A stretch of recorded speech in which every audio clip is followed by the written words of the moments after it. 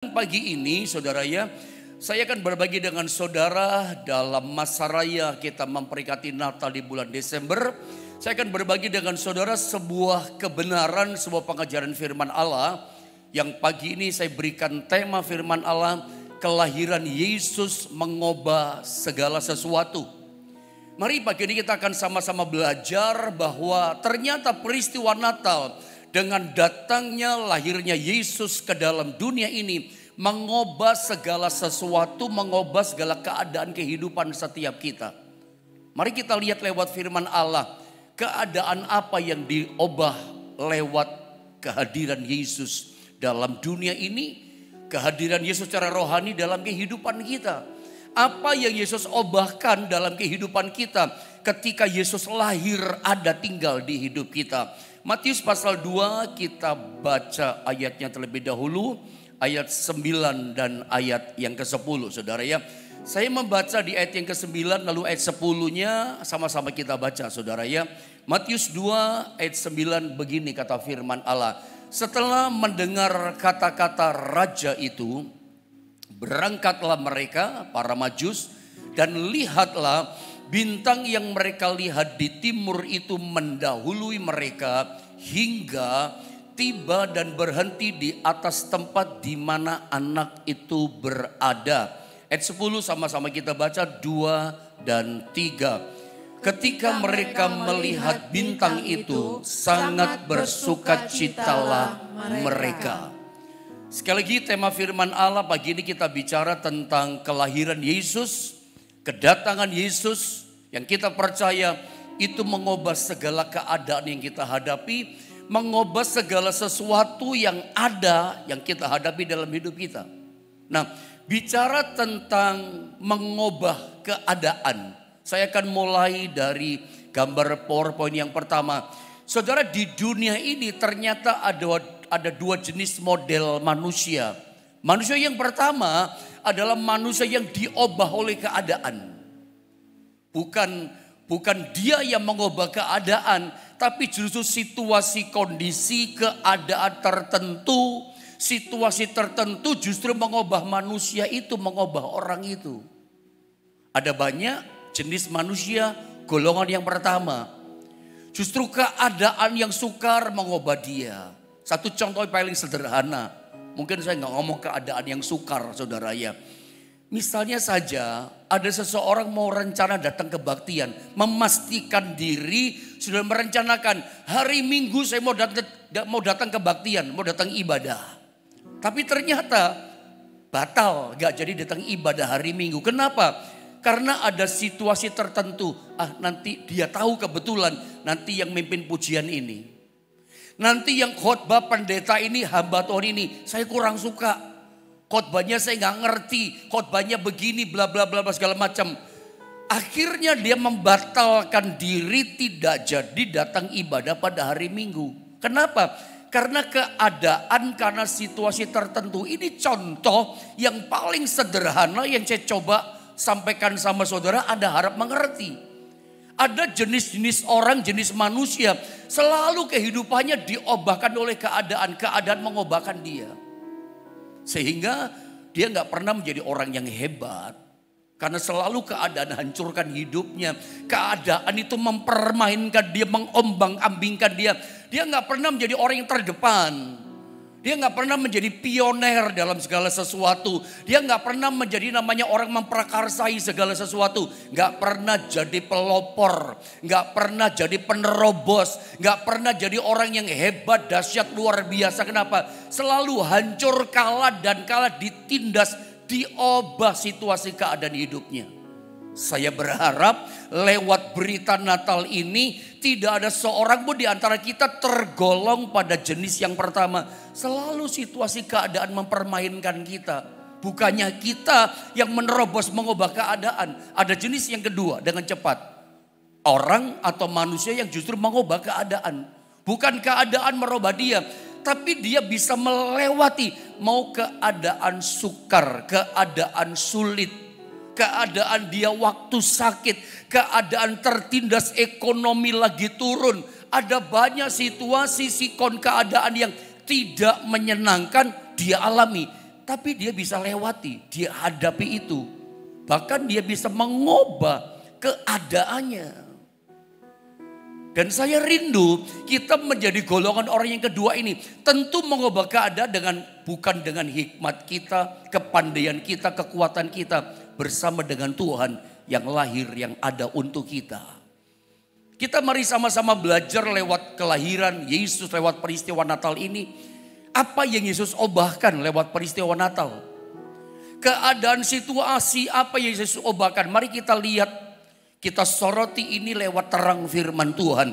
Nanti kalau di rumah saudara baca Matius pasal 2 secara lengkap mulai ayat 1, 2 dan seterusnya. Tadi barusan kita kan cuma baca bagian pertengahan ayat atau mendekati akhir ayat 9 dan ayat 12. Nanti kalau saudara baca di rumah, walaupun tidak dibaca mungkin saudara sudah tahu juga ya ceritanya. Ayat 1 dan 2 dan seterusnya. Tentang perjalanan orang Majus dari timur, ya diperkirakan dari Mesopotamia, sekarang banyak menafsirkan diperkirakan di negeri Iran, ya mereka berjalan dari timur Mesopotamia, akhirnya mereka dituntun sama bintang sampai di Yerusalem oleh tuntunan bintang itu. Jadi rupanya orang-orang para Majus Magoi ini yang datang dari negeri sebelah timur, mereka ahli perbintangan, ngerti ilmu perbintangan, kira-kira kurang lebih seperti itu. Jadi mereka tahu bahwa di balik bintang itu ada sesuatu. Ketika malam-malam mereka melihat banyak bintang, ada satu bintang yang para Majus lihat, ini bintang ini berbeda. Ini kan para Majus bukan 3 orang. Ada banyak para Majus, puluhan orang, jangan-jangan mungkin ratusan orang bawa kelompok banyak. Rupanya mereka saling mengkonfirmasi orang-orang yang ngerti ilmu perbintangan. Satu mengatakan ini, satu mengatakan ini. Mereka, ya betul. Ini bukan bintang biasa. Ini bintang itu mereka menangkap ada sebuah kebenaran di balik bintang. Kalau saya pakai bahasa kira-kira seperti ini. Ketika mereka melihat bintang itu, ini bintang ini beda sama bintang semuanya. Ada sebuah kebenaran di balik bintang. Dan untuk mencari kebenaran di balik bintang itu, yang mereka tahu ada Raja Yahudi yang baru dilahirkan. Ada Mesias Juru Selamat dunia, penyelamat dunia dilahirkan. Untuk mereka mencari di balik kebenaran bintang itu, mereka sangat antusias. Mereka sangat bersemangat, mereka sangat haus sekali untuk menemukan, mendapatkan kebenaran itu. Dan mereka membayar harganya. Mereka berangkat dari negeri sebelah timur Mesopotamia. Mereka berangkat dan akhirnya nyampe ke Yerusalem dituntun sama bintang. Bapak-Ibu saudara dikasihi Tuhan, diperkirakan perjalanan para Majus. Ada yang berkata 6 bulan, ada yang berkata 8 bulan, bahkan yang berkata maksimal mungkin 1 tahun, tapi minimal 6 bulan. Karena jarak antara Mesopotamia Iran nyampe di Yerusalem atau ke Bethlehem kurang lebih 4.000 sekian kilometer. Anda bayangkan Jakarta Bali itu 1.000 sekian kilometer. Surabaya Jakarta enggak sampai 1.000 kilometer. 700 berapa meter gitu, apalagi ada jalan tol 700 sekian kilometer. Zaman dulu kalau saya ngomong enggak ada pesawat kayak zaman kita. Belum ada taksi online, belum ada Grab, ojek, Gojek. Naiknya apa mereka? Naik onta, itu kendaraan yang bisa mereka lewati, naiki, tunggangin. Orang bertanya kenapa para Majus enggak naik kuda saja, binatang yang cepat larinya, tenaganya tenaga kuda. Saudara, satu-satunya kendaraan binatang yang bisa ditunggangi untuk sampai ke Yerusalem dari Iran itu harus pakai unta. Karena sebagian besar kebanyakan perjalanan itu mereka melewati yang namanya padang gurun. Naik gunung, turun lembah, lewat ngarai. Kebanyakan padang gurun, kita sama-sama tahu padang gurun cuacanya sangat ekstrim suhunya.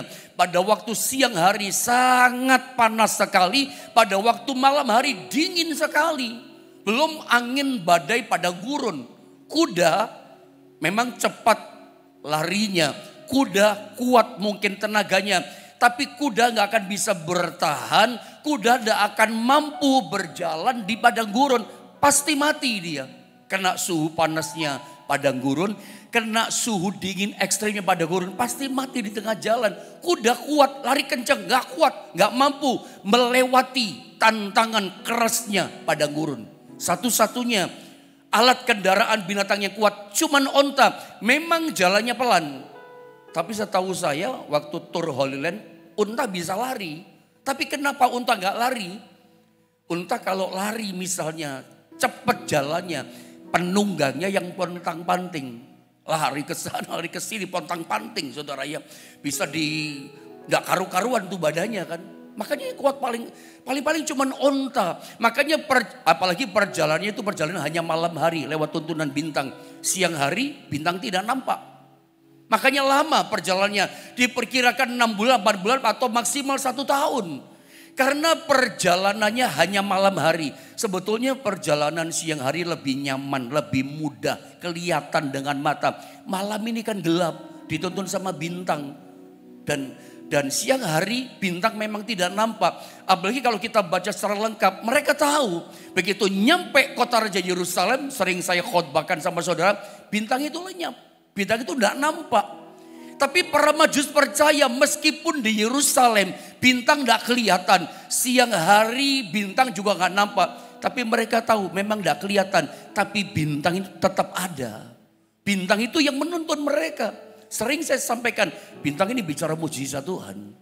Bintang ini bicara kuasa Tuhan. Tapi bintang yang menuntun mereka itu juga bicara tuntunan pribadi Tuhan sendiri yang menyertai mereka. Itu kehadiran Tuhan yang bersama dengan mereka. Menuntun mereka dari negeri Mesopotamia nyampe Yerusalem. Bahkan bintang itu nanti berhenti tepat di mana Yesus berada. Mereka langsung menyembah kepada Yesus. Bintang itu menuntun.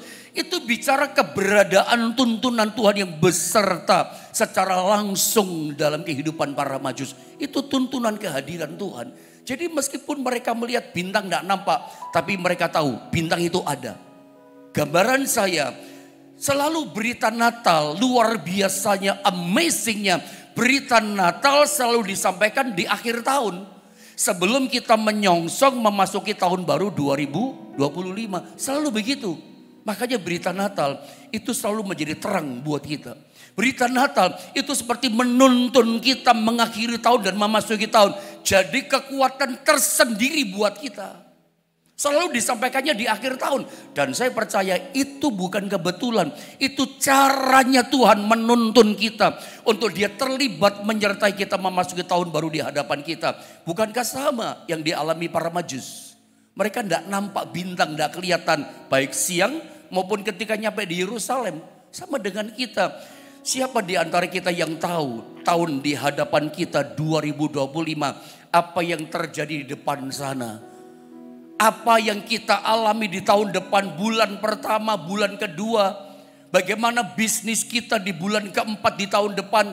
Bagaimana kesehatan kita, istri, suami, anak kita, keluarga kita, pelayanan kita. Semuanya kita gak tahu. Bagaimana omset kita, pemasukan kita, semuanya gak tahu. Serba tidak kelihatan di depan kita. Tapi meskipun kita gak lihat keadaan kita yang kita jalani di depan nanti. Tapi kita percaya ada tuntunan Tuhan menyertai kita.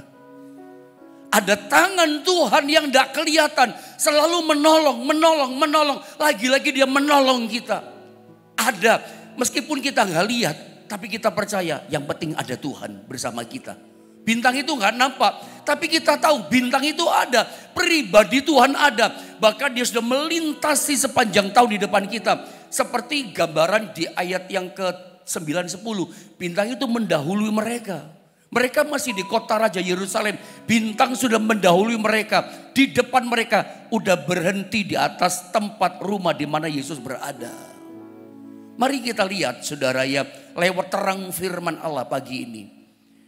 Yang pertama kita lihat kelahiran Yesus mengubah segala keadaan. Mengubah keadaan apa dari para Majus?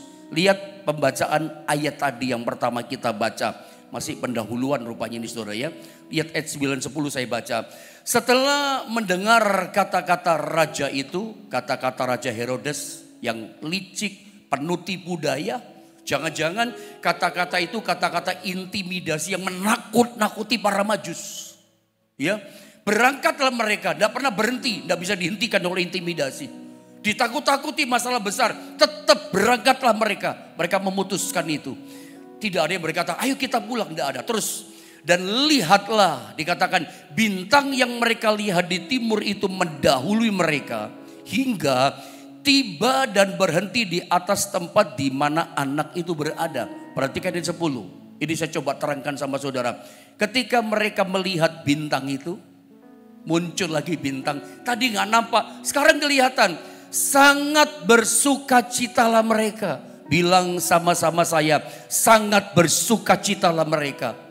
Bukan cuman sukacita, tapi kalimat firman Allah dengan jelas mengatakan para Majus ketika lihat bintang itu, yang ayat 9 dikatakan tepat berhenti di mana anak itu berada. Lihat bintang itu dan lihat ada Yesus itu, sangat bersukacitalah mereka. Sangat bersukacita berarti bukan sukacita yang biasa dong. Sukacitanya ini sampai meluap-luap. Saya mau bilang sama saudara, bukankah sukacita ini yang dinanti-nantikan? Bukankah sukacita ini yang diharap-harapkan, diimpi-impikan di tahun depan 2025? Tentu kita berharap hidup yang kita jalani bersama dengan keluarga kita sampai pekerjaan kita, yang kita kerjakan, yang kita lakukan, semua yang ada dalam keberadaan hidup kita, semuanya baik-baik saja, semuanya dalam keadaan sangat bersukacita. Sukacita dibutuhkan manusia. Kenapa? Dunia telah kehilangan kesukaan itu.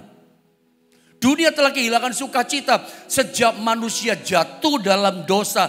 Kutuk dosa membuat dunia ini dan orang yang tinggal di dalamnya kehilangan sukacita. Yang ada ketakutan, ya kan? Yang ada kecemasan, yang ada kekhawatiran, yang ada kebimbangan, yang ada keraguan, serba dakdikduk hidup kita. Tuhan, nanti ke depan bagaimana ya, kesehatanku bagaimana? Ini semua terjadi, memang inilah kondisi warnanya dunia.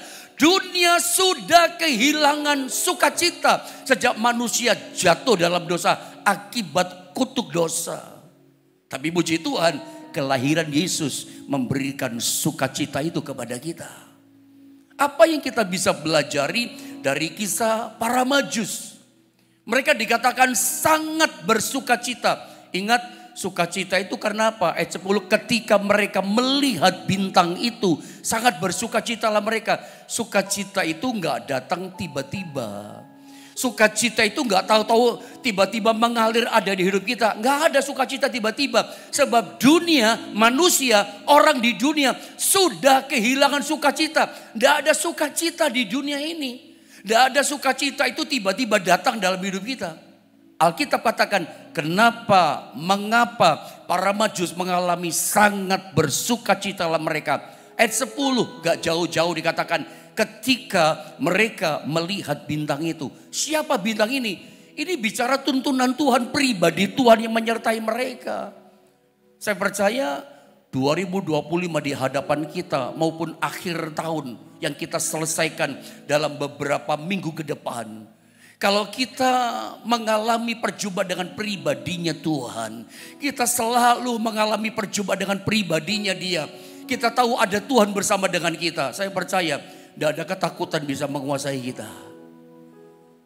Rindukan jalan hidup kita ke depan, selalu melihat Tuhan, mengalami perjumpaan secara pribadi dengan Tuhan.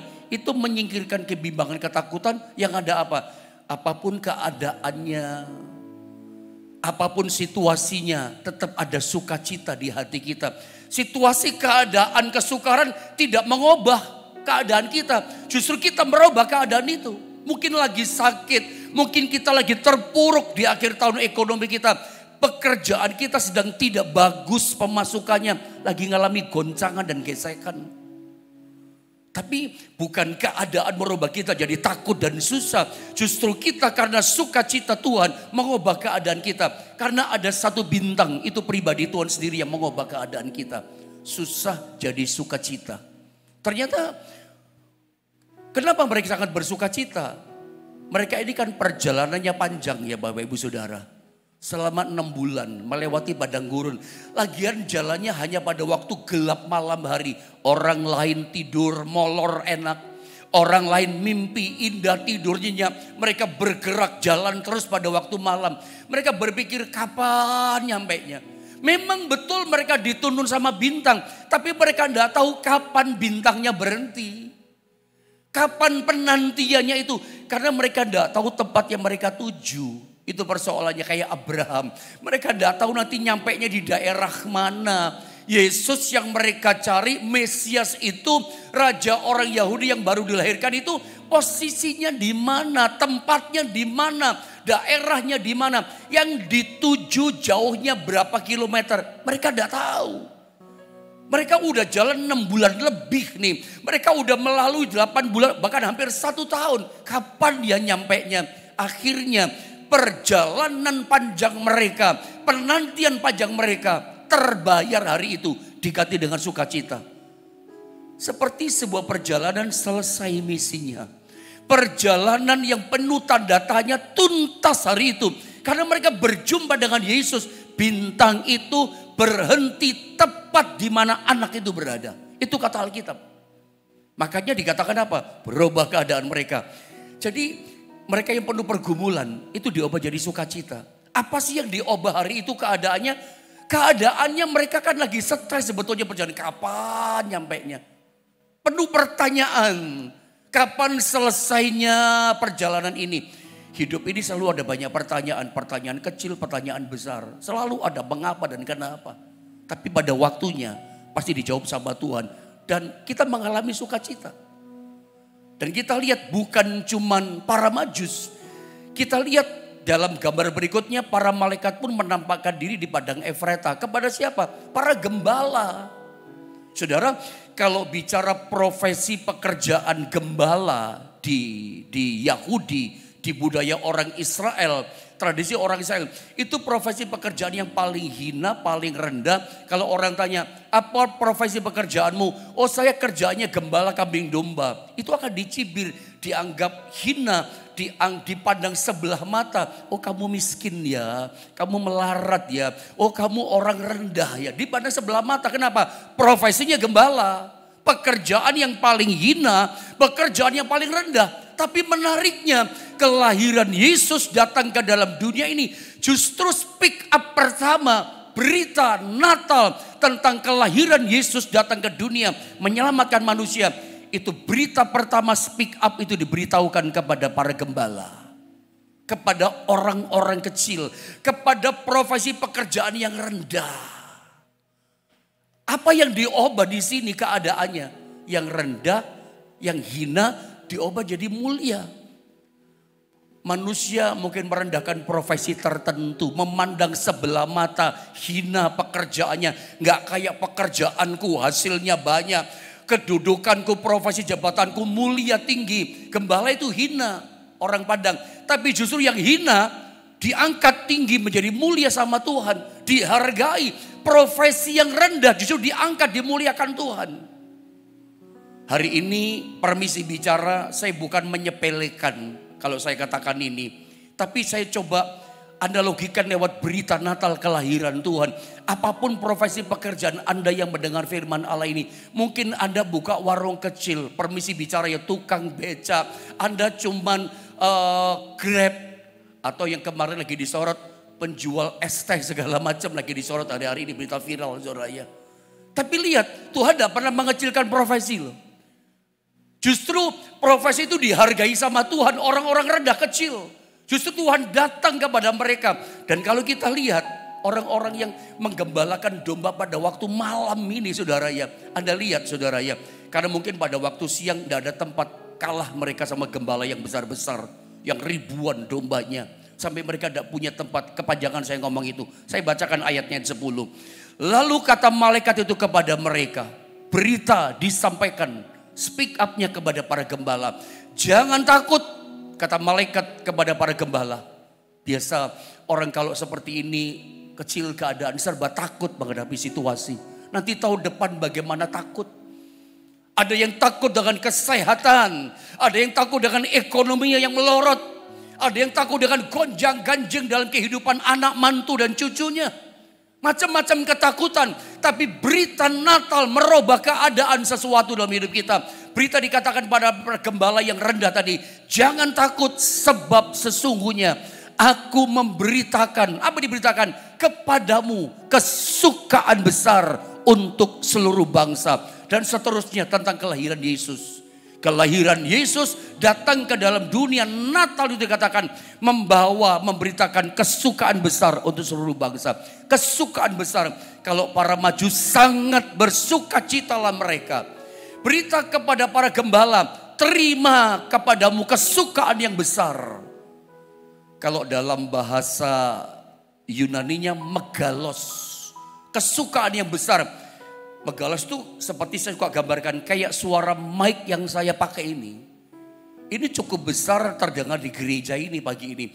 Tapi sesungguhnya amplifiernya atau apalah saudara, mixernya, powernya itu diperbesarkan 10 kali 20 kali masih bisa. Tapi segininya udah cukup. Tapi masih bisa diperbesar lagi. Itulah kata kesukaan besar. Tak terbatas, sangat melimpah-limpah kesukaan besarnya.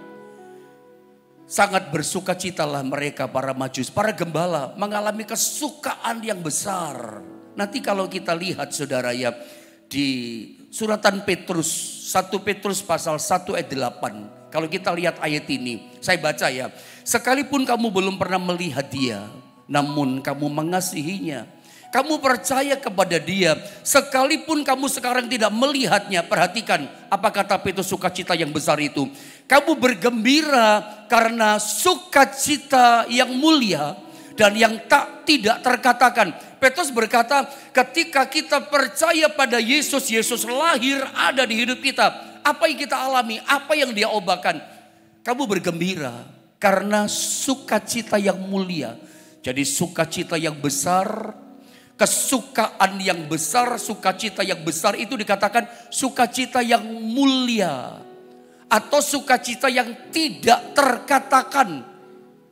Sukacita besar tak terkatakan, sukacita mulia itu kayak apa ya? Inexpressible joy. Sukacita apa itu? Mungkin gak cukup digambarkan dengan ekspresi kita. Saking sukacitanya gak bisa dikatakan dengan kata-kata. Dengan ekspresi kita lompat-lompat gak cukup. Dengan tepuk tangan menang gak cukup, gak bisa digambarkan. Ketika seorang permisi bicara, seorang wanita, seorang ibu mendapati ada tumor ganas mungkin di payudaranya semakin besar. Dia doa, dia percaya, dia tumpang tangan, besok doa lagi. Tiba-tiba benjolan besar tumor ganas itu tidak ada, hilang. Bukan mengecil, tambah kecil tapi hilang. Saya yakin ibu ini ketika mengalami mujizat itu, mengalami pertolongan uluran tangan Tuhan, dia pasti menangis. Menangisnya bukan karena sedih, tapi menangisnya karena sangat bersukacita. Sukacita yang mulia, sukacita yang tak terkatakan. Saking sukacitanya mengalami jamahan pertolongan Tuhan.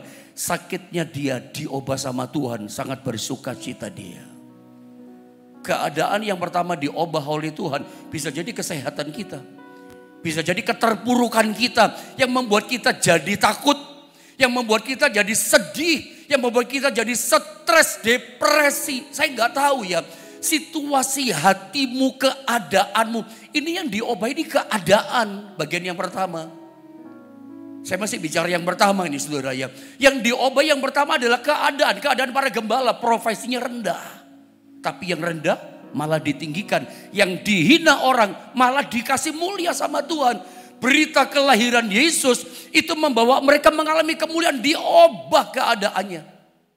Dan Anda lihat, Petrus mengatakan sukacita juga luar biasa.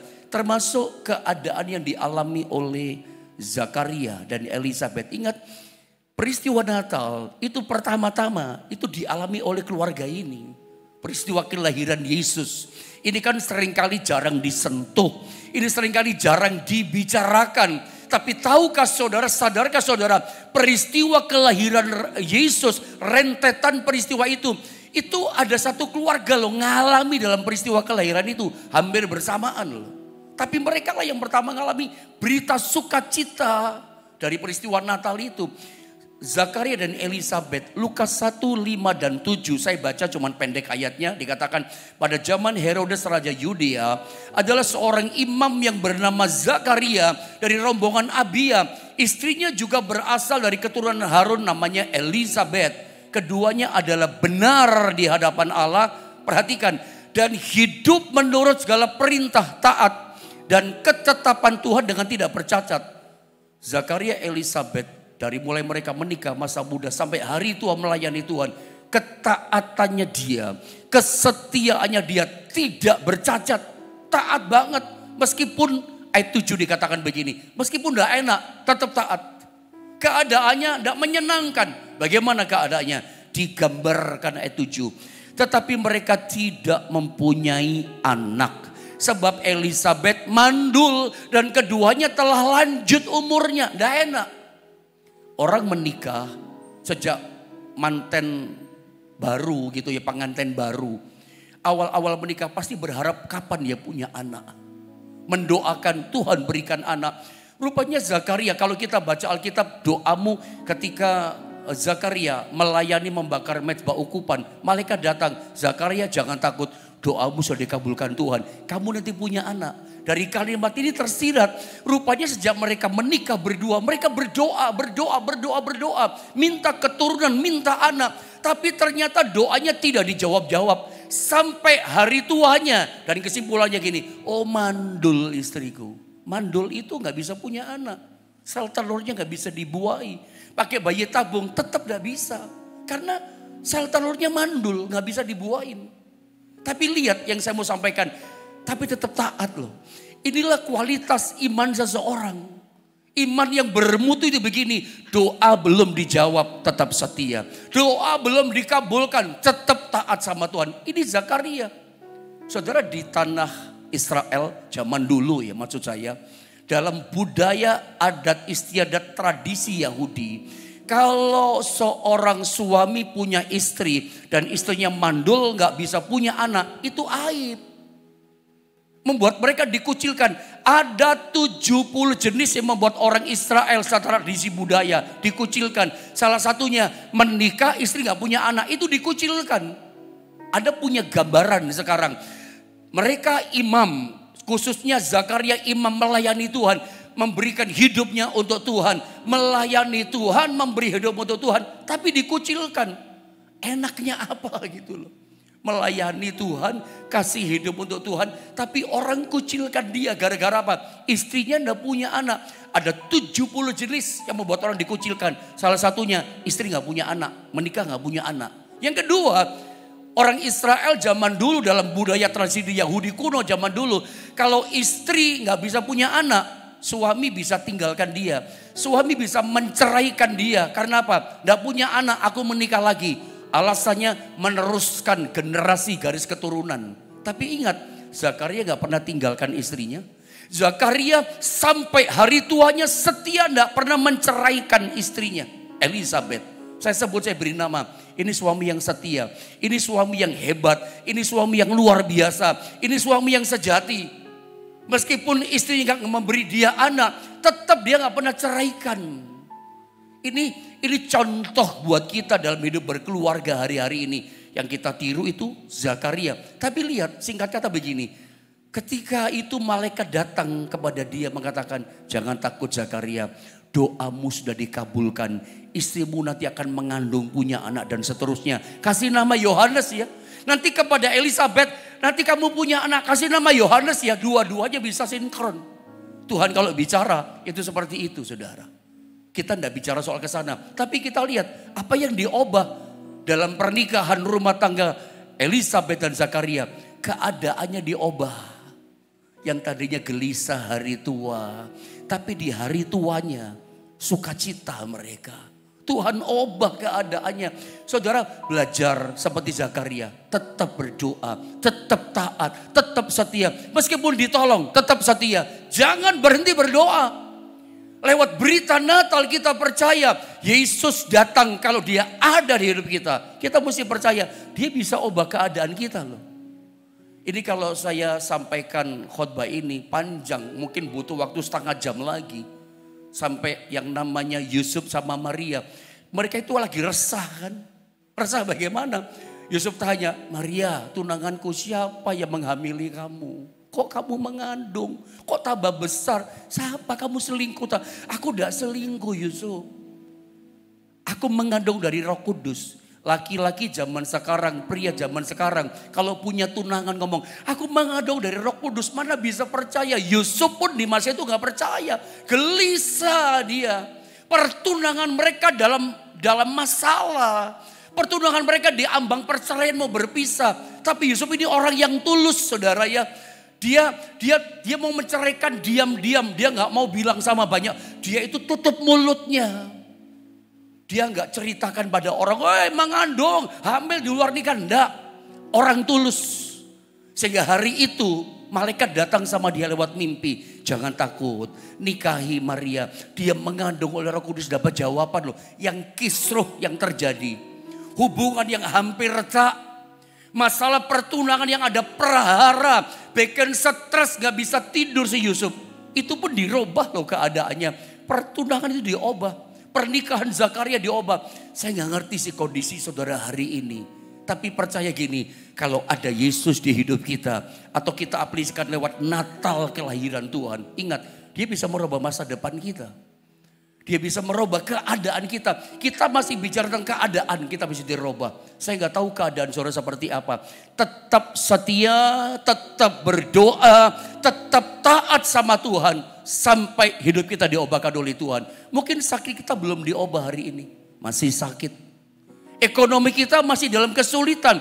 Tapi tetap percaya. Kalau Anda berdoa seperti Zakaria. Ada Tuhan bersama kita. Kita nggak lihat Tuhan. Seperti para Majus nggak lihat itu bintang. Tapi mereka percaya bintang itu ada kok. Dan terbukti apa? Semuanya beres. Saya berdoa pagi ini. Kristus yang ada dalam hidup kita yang kita belajar lewat berita Natal. Sanggup mengubahkan keadaan kita. Tetap berdoa, tetap percaya pada Tuhan. Mari kita sama-sama berdoa saudara ya.